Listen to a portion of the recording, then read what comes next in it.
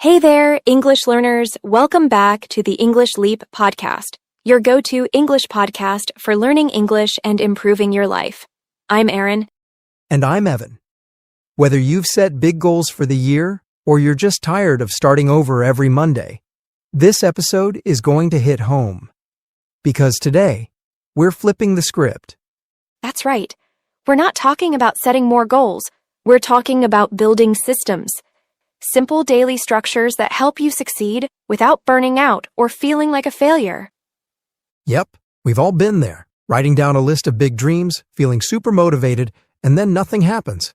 The goal stays on paper and real life takes over. That's why this episode is so important. Goals give you direction, but systems give you progress. So today, we're diving into how to build the kind of system that quietly, consistently changes your life.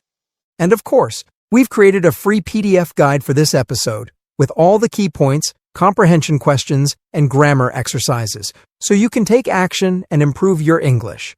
You'll find the link in the description. Save it, open it, and actually use it. Trust me, future you will thank you. And stay tuned till the end, because our language ninja Charlotte will break down some really useful intermediate-level vocabulary from today's episode. All right, let's get into it. Let's start with something most people totally ignore. Your identity shapes your habits. I used to set goals like, I want to speak fluent Spanish, but I still thought of myself as someone who wasn't good at languages. And guess what? I barely practiced. My identity didn't match the goal. Totally been there. I used to say, I want to be a writer, but I didn't write. Not even a sentence a week. The turning point? I stopped waiting to become a writer and just acted like one. That one shift changed everything. Yes. And for English learners listening, you might say, I want to be fluent. But do you see yourself as an English speaker right now? Because here's the deal. You don't become the person first and then act like them. You act like the person, and slowly you become them. That's a huge insight. Think of it like putting on a new pair of shoes. You may not feel like they fit at first, but the more you walk in them, the more natural they feel. So if you're learning English, don't say, I'm trying to learn English. Say, I'm an English speaker in progress. Exactly. The words you use to describe yourself matter. They set the tone for how you show up every day. Now, once you've started stepping into that identity, let's talk about the next piece. Start small, like comically small. Oh yeah, I used to go all in. I'll study for 2 hours every night, which lasted exactly 2 nights. But then I learned the trick. Start with just 1 minute. I committed to reading Spanish for 60 seconds before bed. And funny enough, I'd usually go for 10. Because that 1 minute builds momentum. It's like rolling a tiny snowball down a hill. It doesn't look like much at first, until it turns into an avalanche. The secret isn't how much you do, it's how often you do it. Totally. The consistency builds confidence, and confidence builds capability. It's not flashy, but it works. And if you're trying to build an English habit, just start by reading 1 sentence a day. That's it. Exactly. Keep it so easy your brain can't come up with an excuse. Now, Erin, let's talk about one of the most underrated habit tools, cues, these little triggers in your day that silently nudge you into action, often without you even realizing it. Totally. I noticed every time I made coffee, I'd instinctively check my phone. It wasn't planned. It was just a cue response loop. So I thought, what if I changed the response? Now, when the kettle's on, I grab my English notebook instead. Yes, that's the magic. You don't need to fight your habits. You just need to rewire the cues. Pair an existing routine, like brushing your teeth or making breakfast, with a tiny helpful behavior, like listening to an English podcast. If you always check your phone in the morning, make your phone's lock screen say, name 3 things in English. That cue alone can spark practice, even before you open an app. Now let's move from the invisible to the visible. Your environment plays a huge role in shaping what you actually do. It's like your silent teammate or your biggest saboteur. Totally agree. I had this beautiful journal I wanted to use for English notes, but I kept it in a drawer, out of sight, out of mind. The moment I left it on my nightstand, with a pen on top, it became part of my routine. No mental effort required. That's the key. You don't need more motivation, you need better triggers. Your environment should whisper to you, "Hey, it's time for this." Like when I leave my headphones next to my toothbrush, it's my cue to play an English podcast while brushing. Love that. It's like setting up little traps, but for good habits. Instead of fighting bad ones, you just make the helpful ones automatic. Exactly. And for all our English learners out there, here's a fun trick. Make your environment speak English to you. Stick Post-its on your mirror with questions like, "What did I learn today?" Or, "How do I feel right now?" in English. Ooh, I like that.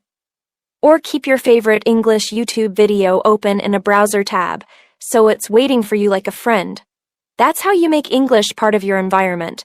And once your environment is working with you, not against you, here comes the fun part: tracking. I used to think tracking was all about pressure and perfection, but it's actually about momentum.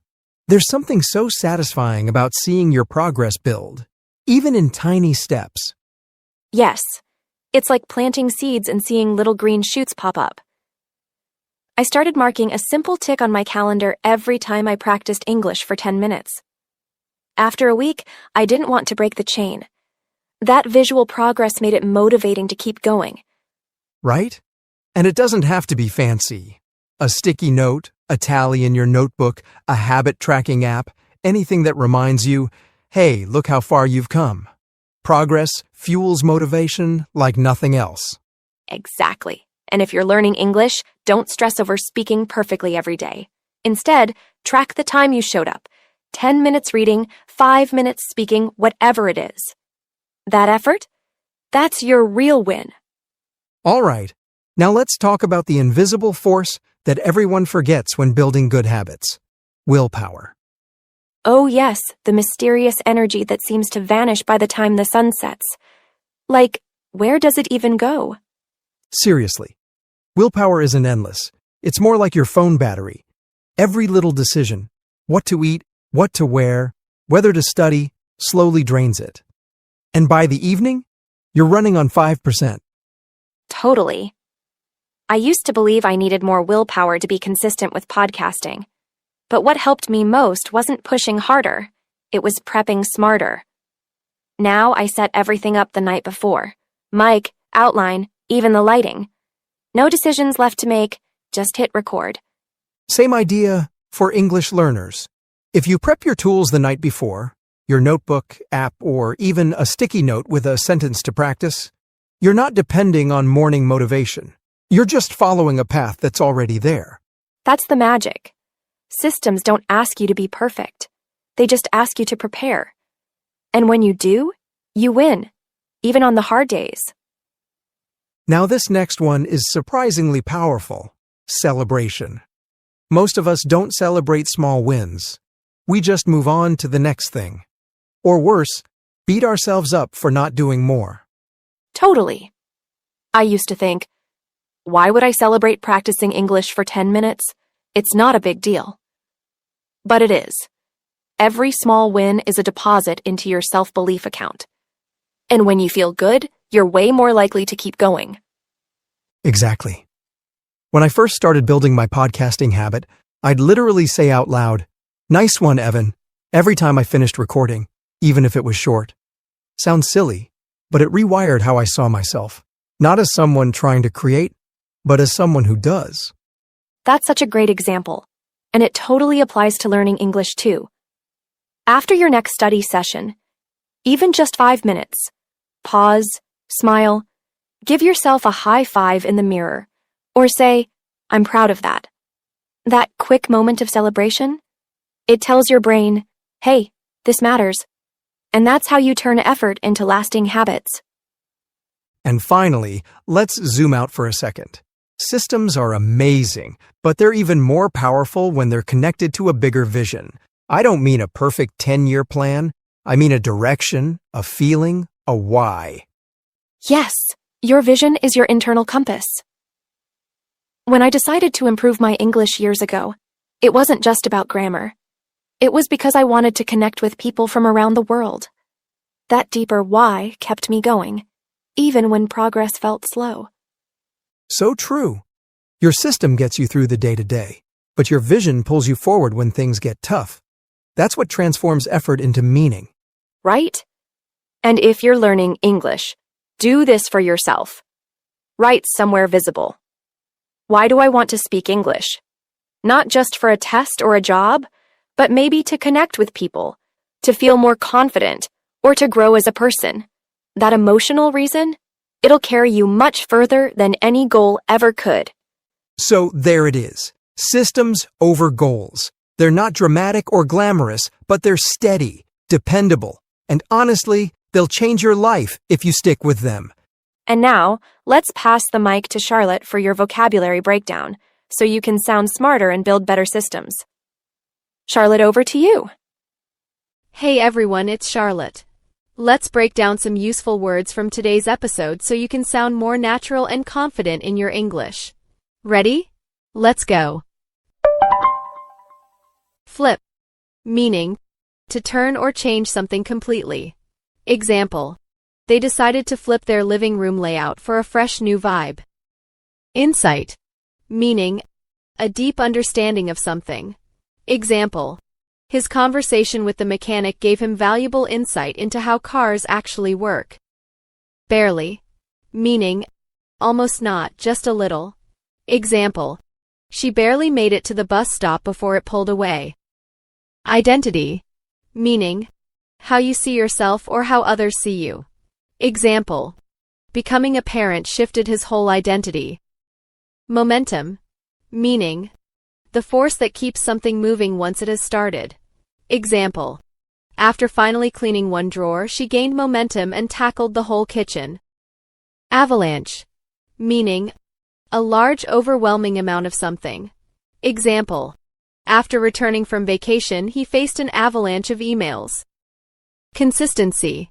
Meaning, doing something regularly without stopping. Example, the key to staying fit isn't intensity, it's consistency. Flashy. Meaning, something that looks exciting or impressive, but often isn't useful. Example, that flashy car looks great but breaks down all the time. Cues. Meaning, signals that tell you to do something. Example, the sunset was her cue to start her evening walk. Triggers. Meaning, things that cause a reaction or response. Example, the smell of cookies always triggers childhood memories for him. Instinctively. Meaning, doing something automatically without thinking.